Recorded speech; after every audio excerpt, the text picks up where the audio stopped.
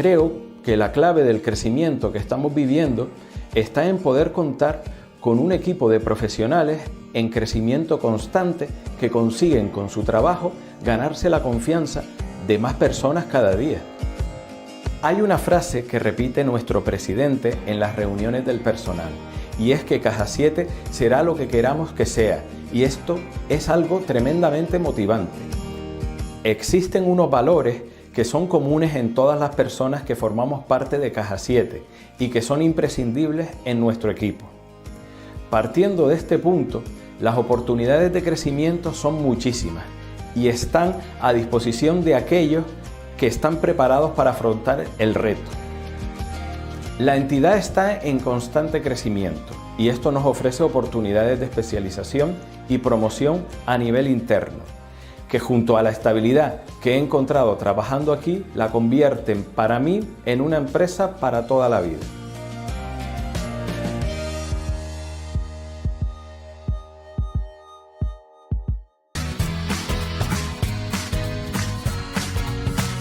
A ver, bueno, yo recuerdo siempre que en la Isla del Hierro y sobre todo en este pueblo, El Pinar, la higuera era el árbol, la higuera, el almendrero y las tuneras, pero sobre todo la higuera era el árbol que le prohibía la economía de este pueblo. Es decir, de aquí salían los higos en el verano, se agarraban, se pasaban y después se vendían. Se hacía una selección de los higos, uno de los más grandes que se llamaban de primera, segunda y tercera. La primera era la que se vendía para el sustento de la casa, con lo que se compraba la ropa, lo que hacía falta para todo el año. Y la segunda era la que se quedaba para comer en la casa. Y la tercera era la que se usaba para los animales. Y de ahí dependíamos casi todo lo que entraba en la casa de economía. Sí, el sustento en este pueblo era tener de todo, había que tener teníamos que ser autosuficientes, porque en esa época aquí estábamos olvidados del mundo y del gobierno y de todo. Entonces aquí, por ejemplo, esta finca tenía que producir los higos, las almendras, y después había que ararla y se cosechaban lentejones o cebada o todo eso. Entonces de las higueras tomabas los higos, los secabas y sacabas para venderlo y tener el dinero que te entraba, porque aquí no habían sueldos, no habían trabajo, no había nada, sino todo tenía que ser autosuficiencia.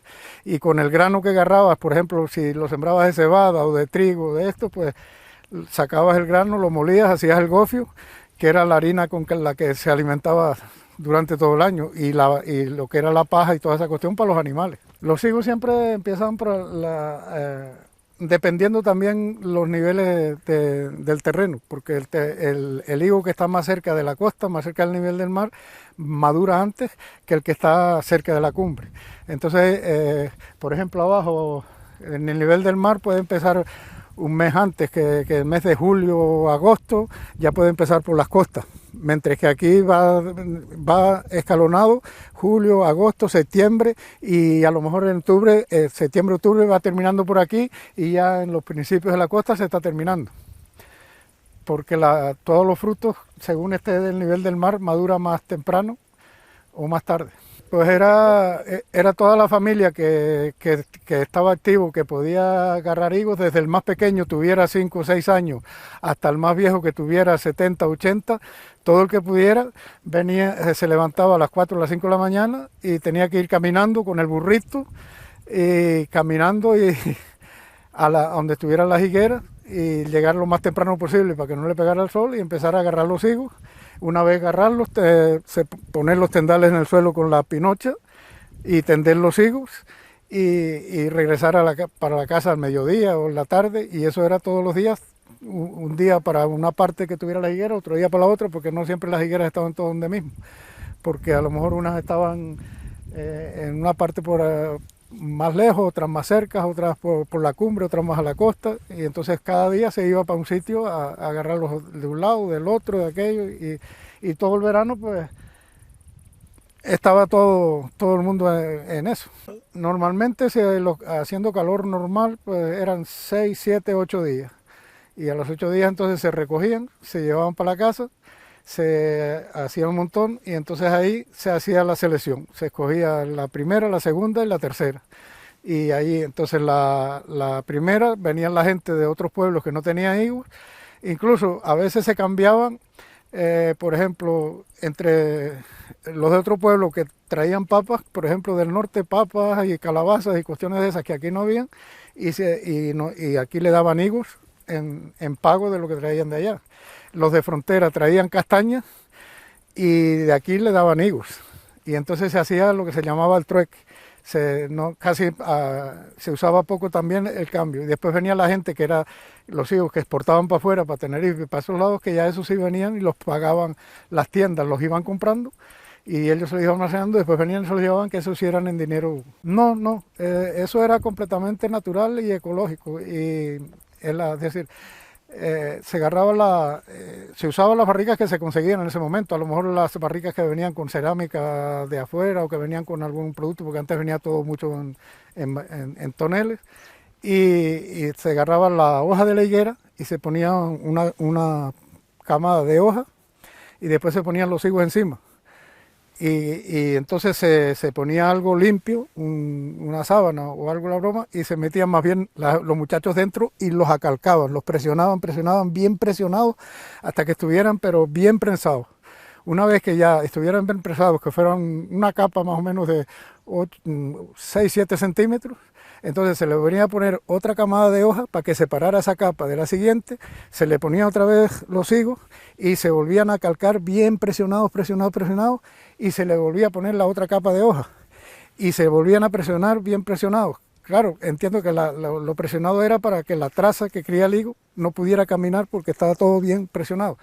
Y aparte de eso, que la hoja de la higuera es un repelente para la traza y todo ese tipo de animales que ataca el higo.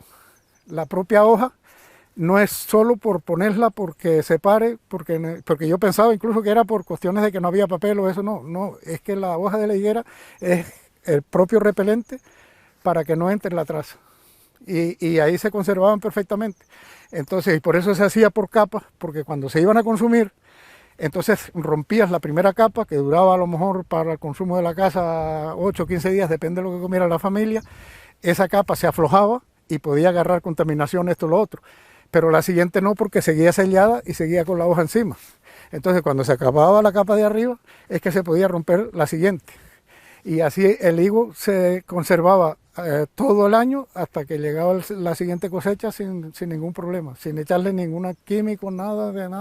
Y eran perfectos. Entonces, algunos, dependiendo que es cuando los pasas que fueran más maduros o menos maduros, criaban más azúcar o menos azúcar. Algunos el azúcar, yo creo que si a lo mejor estaba en una parte como más húmeda o algo así, el higo que pasado se revenía con más azúcar, se le salía por fuera el azúcar, bastante se le veía, porque de todas maneras él tiene azúcar. Y sin embargo, otros no se conservaban sin tanto el azúcar. Creo que era por un poquito de nivel de humedad más o menos, pero fuera de una forma o de otra, de la época que se pasaban y se calcaban ahí hasta el año siguiente, eso estaban ahí intactos.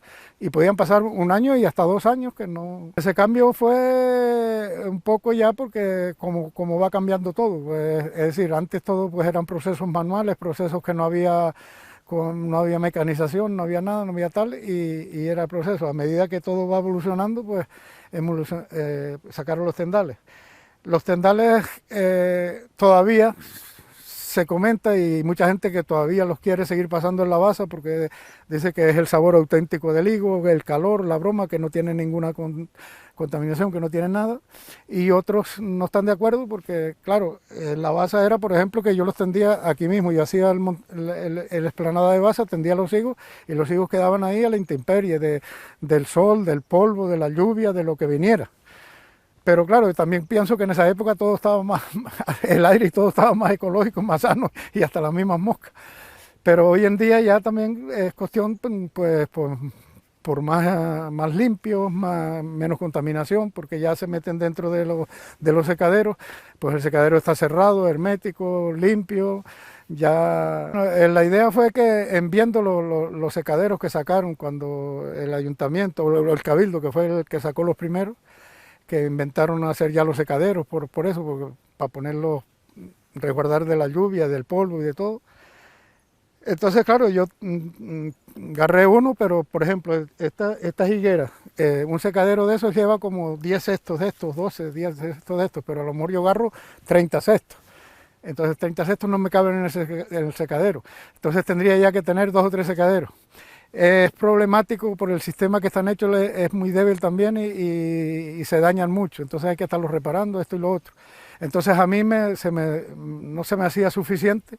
Y yo dije, bueno, pues yo lo que voy a hacer, el tendal que tenía en el suelo, que es allí mismo donde está, pues hago la navecita, le pongo el techo plástico y le pongo todos los tendederos a la altura de la cintura, que no tenga que agacharme, porque yo ya estoy viejo para estarme agachando y poner la broma metal y qué sé yo, y tiendo los higos cómodamente y queda todo limpio, con su puerta bien cerrada, y yo puedo entrar dentro y darles vueltas y sacarlos, porque en los otros tampoco uno se puede meter dentro, sino que tienes que estarlos levantando, metiéndolo para allá, que las bandejas, aquel es más para tener una higuera o dos, y algo así, pero ya como quien dice, ya para pasar higos bastante industrializados no es suficiente. Pues en calores normales, que haya algo de fresco, esté la bruma en la cumbre y haya algo de fresco y tal, son 7 o 8 días, porque ahí el calor es más que afuera.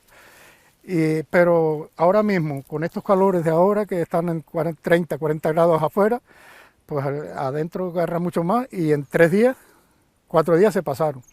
Pero no es lo usual, no es lo usual. Lo usual es que ahí también tarden sus 5, 6, 8 días. A lo mejor un par de días menos que afuera, pero no tanta diferencia. Pero lo normal es eso, 7, 8 días. También inventé un sistema porque es eso, porque esta parte es la parte más alta, que es donde último maduran los higos. Al ser la parte donde último maduran los higos, también se les acerca más el invierno. Que si digamos que en septiembre, octubre ya empieza a llover, y aquí todavía los higos, hay higos, sin embargo en la costa ya terminaron. Entonces claro, dependiendo también la zona donde esté, pues necesitas más tiempo. Y como tenía el horno que se había hecho originalmente para eso, para pasar los higos, pero lo mismo, que el horno lleva 8 días estos y la capacidad ya muy incómodo para meterte y para sacarlo. Entonces aproveché ese horno que ya estaba, y por la salida de calor de la chimenea, pues le puse todo un tubo que saliera por el otro lado, y se le hizo un sistema de calefacción para sacarle la humedad, ayudarle a sacarle la humedad en los tiempos que hace poco sol y que tardan mucho más los higos, para que en vez de podrirse, que se vayan pasando poco a poco, pero que se vayan pasando, para que ayude al sistema. Entonces me envisté el sistema ese y bueno, ahí estamos funcionando. Pues de todas formas, porque es decir, la poca gente que queda en la isla, que la gente de la edad de uno que quiere higos, pues prácticamente higos no vendo sino yo y 2 o 3 más. 2, 3 o 4 personas más y qué tal, qué sé yo, entonces no alcanza. Entonces ya de por sí los tenemos encargados de año a año, para un señor que quiere 15 kilos, y ya como él los quiere envasados al vacío y en bolsitas, se los damos envasados al vacío y en bolsitas. Los quiere a granel, pues se los damos a granel y él hace el proceso. Otros prefieren, se los llevan y los acalcan al sistema de antes, en un tubito con sus hojas y su broma y tal y qué sé yo. Y tal. Entonces no se hacen mucho proceso por eso, porque es tan poco la cantidad que hay, que se vende eso, más que nada a los amigos. Ya tienes una docena de clientes de todos los años, que aquel quiere 10, aquel quiere 15, aquel quiere 20, los que dejas para ti, el otro que más al vacío y tal y qué sé yo. Entonces no hay problema, al revés, no alcanzan para venderlos, porque no hay, es decir, no hay quien los coja, no hay quien... La economía está tan bollante que todo esto se pierde, se van al suelo, pero... Presentamos el proyecto de recuperación de la higuera y el almendro. Principalmente hace poco más de 6 meses nos solicitaban la propia asociación la recuperación de estos, digamos, 2 elementos fundamentales, no solo de alimentación y de la cultura reña, sino también del paisaje y el patrimonio de nuestra isla. Vinimos, nos presentaron la propia idea y el consejero, con la experiencia que ya han tenido en la isla de La Palma de un proyecto muy parecido. Hoy presentamos el encargo a GMR, que hace Transición Ecológica GMR, para la elaboración del proyecto. Una vez tengamos elaborado el proyecto y la localización donde se va a realizar el proyecto, se concluirá con el proyecto en sí y la financiación. Con lo cual yo creo que estamos en enhorabuena, algo muy demandado. Estamos hablando de la higuera y el almendro, 2 árboles que son cultura e historia de la Isla del Hierro y que sin duda con esta recuperación también podrían generar economía en nuestras medianías, entre los núcleos poblados y la masa forestal. No solo, como dije, que pueden generar economía para agricultores y agricultoras y para el entorno complementario, pero también sirven fundamentalmente porque prevén los incendios forestales que desgraciadamente hemos tenido últimamente en Canarias. Proyectos bonitos también en la Isla del Hierro, en este caso un proyecto que lo que trata es de recuperar el cultivo del almendro, el cultivo de la higuera, en las zonas principalmente de interfaz, para también que sirva de protección ante posibles incendios forestales, con una inversión inicial de 80.000 euros para ese estudio previo de planificación, de localización de lugares y también tener ese estudio de buenas prácticas y que poder desarrollar toda esta idea que a través de la asociación, a través del Cabildo Insular del Hierro, pues nos han hecho llegar, y con la experiencia previa que hemos desarrollado también con un proyecto similar de la almendra en la isla de La Palma, y viendo que tiene resultados factibles y que hay economía para poder sacar este producto a un buen precio, donde el agricultor se encuentre respetado en su trabajo, y por tanto para nosotros encantados de poderlo desarrollar de la mano, como digo, del Cabildo, de la asociación de la isla, y esperemos que podamos seguirnos viendo en el Hierro para contarle las realidades del mismo.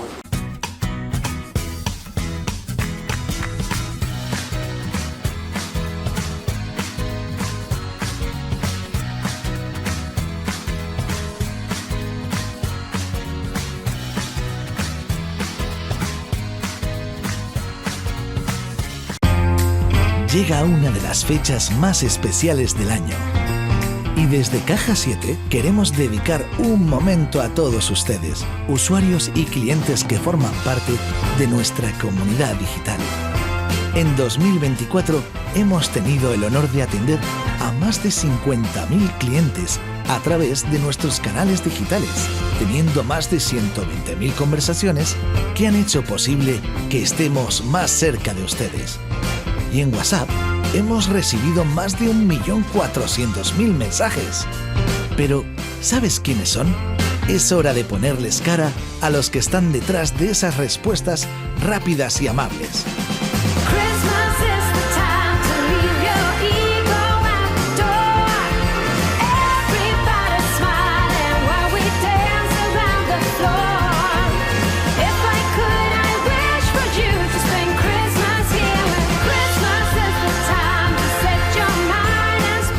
Ahora que ya nos conocemos todos, al equipo de atención digital tan solo le queda darles las gracias por cada mensaje y desearles unas felices fiestas.